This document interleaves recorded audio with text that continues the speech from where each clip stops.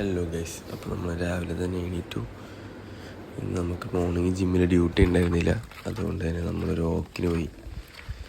ഒരു രക്ഷയില്ലാത്ത മടിയായിരുന്നു ഗൈസ്. നല്ല വീട്ടിലും ക്ലൈമറ്റും. നമ്മൾ ഓൾമോസ്റ്റ് ഒരു 1 hour നടന്നു. അത്യാവശ്യം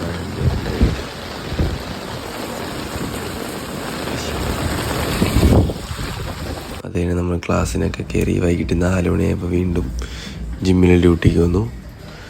നമ്മളിന്ന് ലെഗ് വർക്കൗട്ടാണ് ചെയ്യുന്നത്.